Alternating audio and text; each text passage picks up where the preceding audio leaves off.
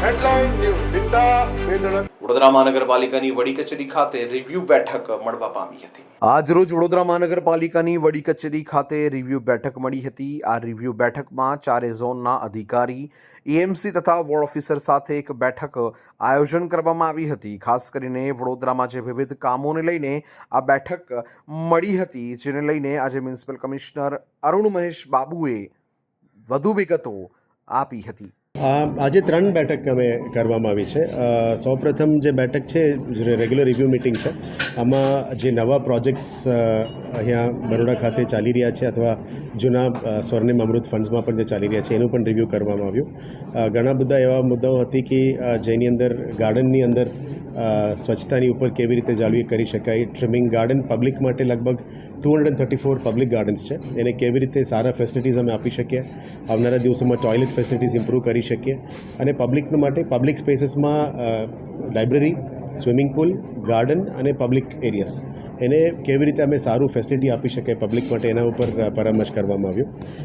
સાથે સાથ જે અત્યારે જે રોડ રિપેર્સ અને બ્રિજેસની કામગીરી ચાલી રહ્યા છે એના પણ વહેલા તકે પૂરું કરવા માટે અમે અત્યારે ગ્રીવન્સ રેડરેસલ સિસ્ટમને પણ રિવ્યૂ કરવામાં આવ્યું.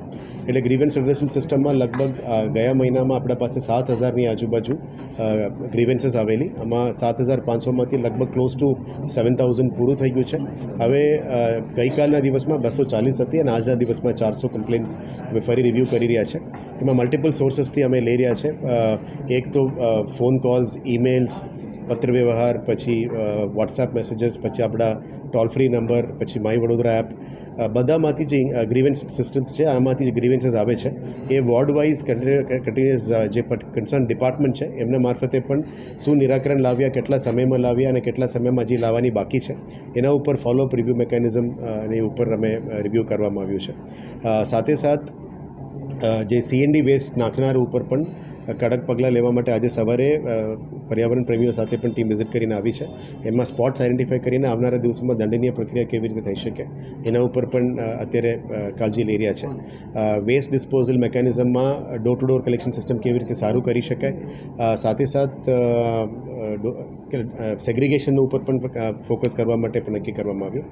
આજે વોર્ડ ઓફિસર્સની બેઠક એટલા માટે કરવામાં આવ્યું કે 2 પ્રકારનું છે. એક આઈસી એક્ટિવિટી કરીને વડોદરા સિટીની અંદર જે જનતા છે એમને સુધી કેવી રીતે પહોંચવી અને એમના દ્વારા કેવી રીતે બિહેવિયરલ ચેન્જ લાવવાની, કચરા કૂડામાં નાખવાનું અને પબ્લિક રોડમાં નાખવાનું નહીં. 40 આપણે જે લેક્સ છે, લેકની આજુબાજુમાં પણ ગંદકી નથી કરવા માટે પણ એમને કેવી રીતે અમે અપીલ કરી શકીએ. એટલે બિહેવિયરલ ચેન્જ માટે આઈસી એક્ટિવિટીઝ શું કરવી છે એની પણ નક્કી કરવામાં આવ્યું. અને બીજી તરફ દંડનીય પગલાં પણ જે વધારે ગંદકી પબ્લિક સ્પેસીસમાં કરે છે, પાન દુકાનોની ગલ્લાની બહાર કરે છે, ચાયની કેટલીની બહાર કરે છે, ફૂટપાથ ઉપર આડેધડ જે દબાણો આવી ગયા છે એના ઉપર પણ કેવી રીતે કંટ્રોલ કરવી એ બધા ઉપર પણ ચર્ચા કરવામાં આવી.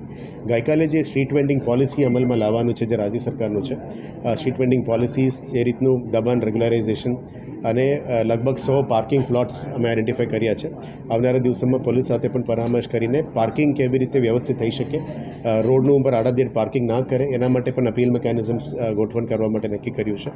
અને આવનારા દિવસોમાં હોકર ઝોન્સ, જે સ્ટ્રીટ વેન્ડર્સ છે એમાં કોઈનું રોજીરોટી નુકસાન ના થાય, એમને વ્યવસ્થિત એક જગ્યા ઉપર લાઇસન્સ લઈને પ્રોપર કેવી રીતે વેચાણ થઈ શકે, શાકભાજીમાં પણ કેવી રીતે પબ્લિકનું એક જ જગ્યા ઉપર એક જ પ્લોટમાં બધું મળી શકે એના માટે પણ અત્યારે પગલાં લેવાનું નક્કી કર્યું છે. 2 પે એન્ડ પાર્કિંગ પણ કરવા માટે પ્લાનિંગ કર્યું છે, એક અલકાપુરીમાં અને બીજી એક જગ્યાએ સ્પોટ આઈડેન્ટિફાઈ કરી રહ્યા છે. આવનારા દિવસોમાં pay and parking, hawker zones, street vendors અને નવા બિલ્ડિંગ્સનું પણ કામગીરી ઉપર ફોકસ રહેશે. એક ગાર્ડન, સયાજીબાગના ગાર્ડનની અંદર પણ એક વ્હાઇટ હાઉસ જૂના જર્જરિત હતી, એને પણ રેનોવેટ કરીને કેવી રીતે હેરિટેજમાં લાવીને આગળ વધારી શકાય એના ઉપર પણ ચર્ચા કરવામાં આવ્યું. આવનારા દિવસોમાં હેરિટેજને કેવી રીતે પ્રમોટ કરવી, માંડવી ગેટનું રિપેરથી લઈને દરેક ગેટ્સની રિપેર અને ન્યાય મંદિર, લાલકોટ, આ બધું હેરિટેજ વોકવેમાં કેવી રીતે લાવી એના ઉપર પણ ચર્ચા કરવામાં આવી છે. એટલે આવનારા દિવસોમાં અલગ અલગ ડિપાર્ટમેન્ટનું અલગ પ્રેઝન્ટેશન કરીશું, અલગ કયા કામગીરી પ્રગતિ હેઠળ છે, કયા કામ શરૂ નથી થયા એને પણ આગળ લઈ જવા માટે કેવી રીતે કામગીરી કરવી એના ઉપર ઇન્ડિવિજ્યુઅલ રિવ્યૂ પણ કરવામાં આવી છે.